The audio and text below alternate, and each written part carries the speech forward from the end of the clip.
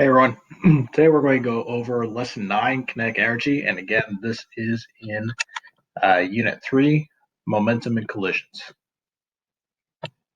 All right, so we're talking about kinetic energy, remembering that this is a form of energy. So one example where we see energy in a very real way would be with planes taking off.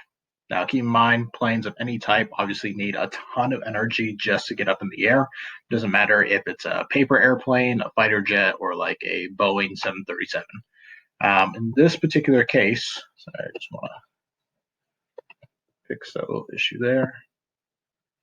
All right, in this particular case, we have a fighter jet taking off from a aircraft carrier, which is a pretty unique situation in that there's only a very short amount of space that the plane has to take off from. So it has to increase its velocity to a very high speed in a very short amount of time.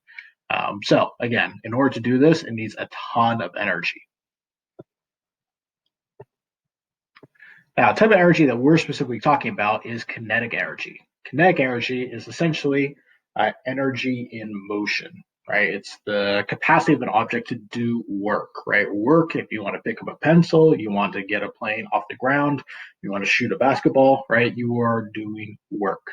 Now, the unit for any type of energy, doesn't matter if it's kinetic energy, potential energy, elastic energy, whatever, is going to be joules, symbolized by the symbol J.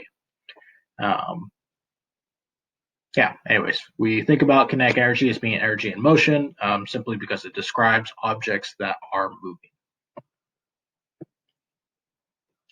In our last lesson, we talked about potential energy, remembering that potential energy is energy that is stored, right? And then when that stored energy is released, typically it's going to turn into kinetic energy. For example, right, I hold up a pencil, right? It is held off the ground. Right now, it has stored energy. Meaning that is potential energy. Specifically, in this case, it has gravitational potential energy. Now, I know that because when I drop it, it moves, right? That potential stored energy converts into kinetic energy. Right? So, potential, kinetic.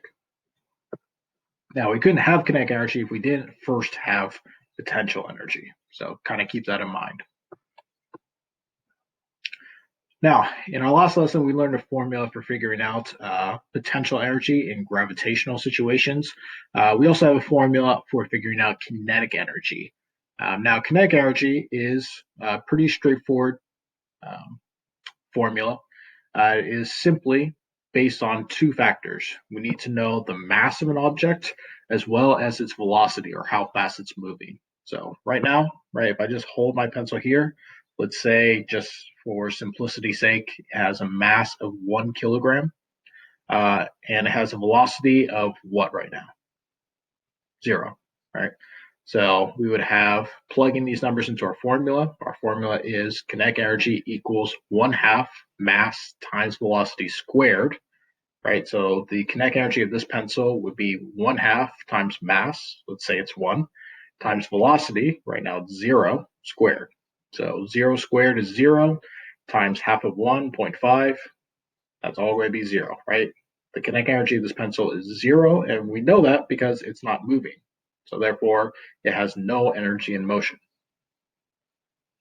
Now, if I dropped it, that would change, right? The mass would still be the same. It will still be 1, but the velocity will be a positive number, let's say 2, right? So let's say the kinetic energy of this moving pencil is mass of 1, velocity of 2 meters per second, then it would be 1/2 times 1 times 2 squared. Half of 1 is 0.5, 2 squared is 4, so 0.5 times 4 would be 2. So it would have kinetic energy of 2, and our unit is joules, so 2 joules. And we'll do more of a step-by-step example later in this lesson. Now, let's get a little bit mathematical. So remember, we know that because of this formula, kinetic energy equals 1/2 mass times velocity squared, that the kinetic energy of a moving object is going to be proportional to both its mass and the square of its velocity.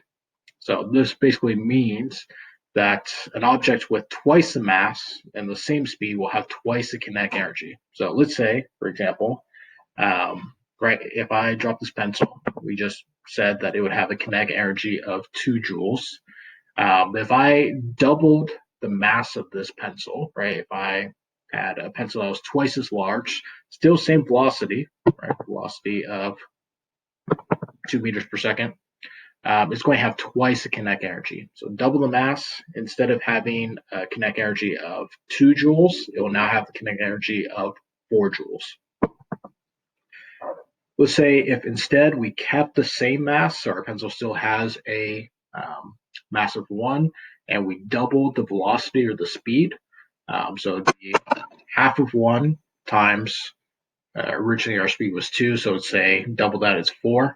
So it'll be 1/2 of 1 times 4 squared. Then that would be 1/2 of 1 times 16, which would be 8. So we went from 2 joules to now 8 joules. So the amount of kinetic energy we had quadrupled simply by doubling the speed. Now, if you guys think back to our inquiry unit where we learned 4 different patterns, right? We had horizontal pattern, proportional linear, quadratic, and inverse. What we'd find is if we looked at the kinetic energy of an object compared to its velocity, that as we increase the velocity of the object, kinetic energy will increase quadratically, right? So it's kind of that idea. If we double the velocity, the kinetic energy quadruples, right? So if x doubles, y quadruples, right? That is very much in line with the quadratic pattern that we learned at the beginning of the semester. So just kind of keeping in mind that the more you increase velocity, the more kinetic energy is going to increase at a quadratic rate. Okay. You want to dive a little bit deeper into some of these details. There's a quick little video here that just kind of goes even more in depth on what we're talking about. So feel free to watch this in addition to this short lesson.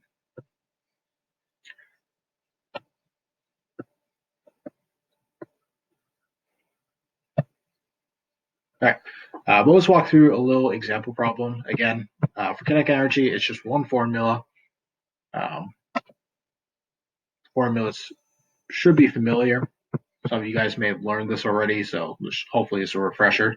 But let's say if we're trying to find the kinetic energy of a 0.75 kilogram baseball that's thrown with a velocity of 50 meters per second, we want to find the kinetic energy of the ball.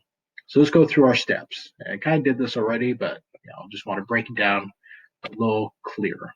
So our first step, we want to know in any type of science problem, is there a formula to figure out this problem? If there is, what is it? All right, so we want to identify the formula we need to solve this problem. We know in this case, it's asking about kinetic energy, right? And we just learned the kinetic energy formula, right? Our formula is kinetic energy equals 1/2 mass times velocity squared. All right, step 3, we have our formula. We have these numbers. Let's just plug our numbers into our formula. All right, so plugging them in, right? Kinetic energy equals 1/2 mass times velocity squared. Our mass is 0.75, our velocity is 50, right? So we plug all that in. Let's go ahead and simplify this a bit. Okay, 1/2 is also 0.5, so it's a little bit easier, right? If you're going to put this in a calculator, 1/2 is 0.5 times 0.75, 50 squared is 2,500. All right, got 3 numbers we're multiplying. And then in the end, multiply 0.5 by 0.75 by 2,500, and it equals 937.5 joules. So the kinetic energy of the baseball that the pitcher threw that had a mass of 0.75 kilograms and a velocity of 50, in the end, will have a kinetic energy of 937.5 joules. All right. So again, quick lesson, just to summarize, energy is simply an ability to change an object's motion or its position, right? You need an object to change where this, or you need energy to change where this object is going to be, right? Using kinetic energy right now to do that.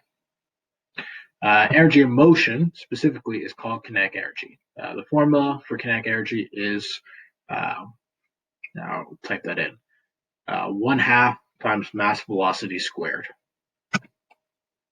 There's a few quiz questions below. Again, these should be pretty straightforward. Again, we'll be pulling this all together with the potential energy lesson following this next lesson that's coming up in lesson 10. All right, if you guys have any questions, feel free to email me.